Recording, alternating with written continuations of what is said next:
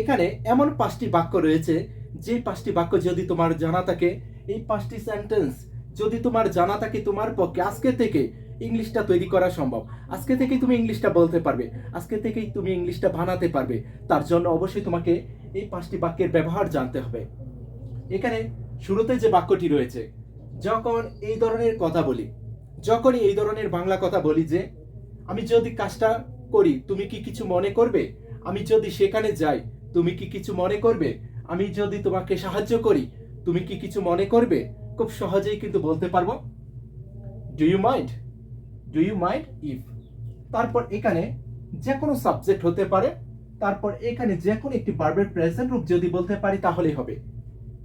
Do you mind if I help you, do you mind if I help you, আমি যদি তোমাকে সাহায্য করি তুমি কি কিছু মনে করবে, ডু ইউ মাইন্ড, তুমি কি কিছু মনে করবে, ইফ আই হেল্প ইউ, আমি যদি তোমাকে সাহায্য করি, আমি যদি কাজটা করি তুমি কি কিছু মনে করবে, ডু ইউ মাইন্ড, তুমি কি কিছু মনে করবে, if I do the work, আমি যদি কাজটা করি তুমি কি কিছু মনে করবে, আমি যদি সেখানে যাই তুমি কি কিছু মনে করবে, do you mind if I go there, আমি যদি সেখানে যাই, ইফ আই গো দেয়ার, আমি যদি সেখানে যাই তুমি কি কিছু মনে করবে। খুব সহজেই কিন্তু বলতে পারবো।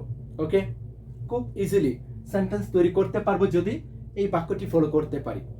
পরের বাক্যটি দেখি, I was about to die, I was about to die, আমি প্রায় মরেই গিয়েছিলাম, আমি প্রায় কাজটা করেই ফেলেছিলাম, আমি প্রায় জিতেই গিয়েছিলাম, আমরা কাজটা কি শেষ করেই ফেলেছিলাম। এই ধরনের কথা যখন বলবো যে অতীতে কোন একটি কাজ প্রায় করেই ফেলেছিলাম কিন্তু করতে পারিনি, সেই ক্ষেত্রে এই সেন্টেন্সটি ইউজ করব, তাহলেই হবে I was about to die, আমি প্রায় কি মরেই গিয়েছিলাম কিন্তু আমি কি মরিনি, আমি অল্পের জন্য কি বেঁচে গেছি, সেই ক্ষেত্রে এই সেন্টেন্সটি ইউজ করব I was about to die. এখন যদি বলি আমি প্রায় জিতেই গিয়েছিলাম, I was about to win, আমি প্রায় জিতেই গিয়েছিলাম। এখানে সাবজেক্ট অনুযায়ী ওয়াজ অথবা ওয়ার থেকে যে কোনো একজনকে বলবো। I was, we were about to win, আমরা প্রায় জিতেই গিয়েছিলাম, we were about to die, আমরা প্রায় মরেই গিয়েছিলাম, you were about to die, তুমি প্রায় মরেই গিয়েছিলে। এখানে সাবজেক্ট অনুযায়ী হবে কি ওয়াজ অথবা ওয়ার, তারপর অ্যাবাউট টু, এখানে যে কোনো একটি ভার্বের শুধু প্রেজেন্ট রূপ বলবো তাহলেই হবে। খুব সহজ কিন্তু, শুরুতে সাবজেক্ট, তারপর ওয়াজ অথবা ওয়ার, তারপর অ্যাবাউট টু, তারপর যে কোনো একটি ভার্বের শুধু মূল রূপটা বলবো তাহলে কিন্তু হয়ে যাবে। পরের সেন্টেন্সটি দেখি, যখন কাউকে জিজ্ঞাসা করি যে তোমার কি একটা বাড়ি আছে, তার কি একটা গাড়ি আছে, অথবা কামালের কি একটি কম্পিউটার আছে, খুব সহজেই কিন্তু জিজ্ঞাসা করতে পারবো যদি এই বাক্যটি ফলো করতে পারি। এখন যদি জিজ্ঞাসা করি তার কি একটা গাড়ি আছে, does he have a car, does he have a car, তার কি একটা গাড়ি আছে, তার কি একটা বাড়ি আছে, does he have a house, তার কি একটা বাড়ি আছে। এখানে যে কোনো একটি জিনিস বস্তু শুধু বলবো তাহলে কিন্তু হয়ে যাবে, যে জিনিসটা তার আছে কিনা জিজ্ঞাসা করব সেই জিনিসটা শুধু এখানে বলবো তাহলে কিন্তু হয়ে যাবে।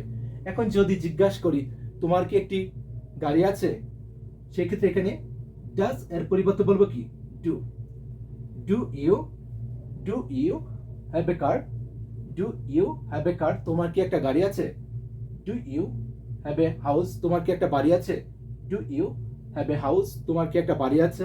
খুব সহজেই কিন্তু বলতে পারবো। এখানে সাবজেক্ট অনুযায়ী হবে ডু অথবা ডাজ, ডু অথবা ডাজ, তারপর হবে কি হ্যাঁ, তারপর শুধু সেই জিনিসটা উল্লেখ করব তাহলেই কিন্তু হয়ে যাবে। খুব সহজ কিন্তু।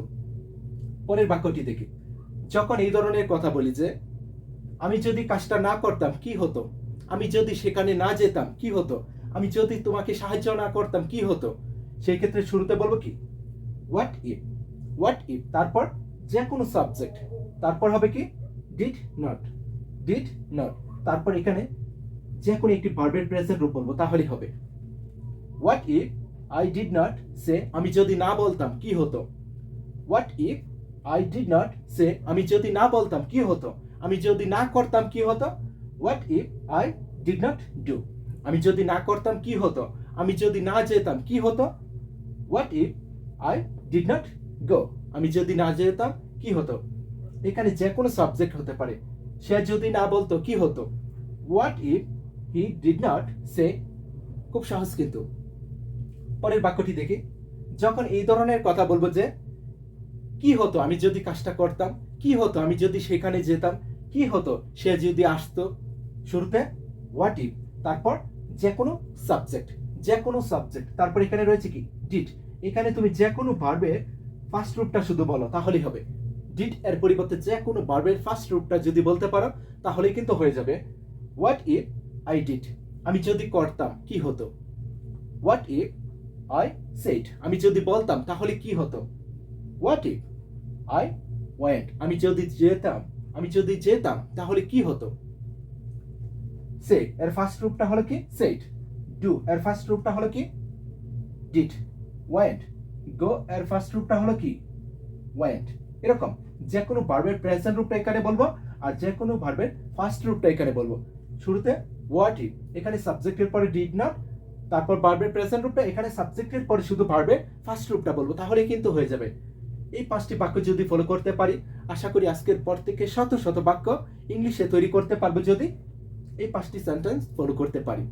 যদি ক্লাসটি ভালো লেগে থাকে অবশ্যই শেয়ার করে দিও আর আমার পেজটি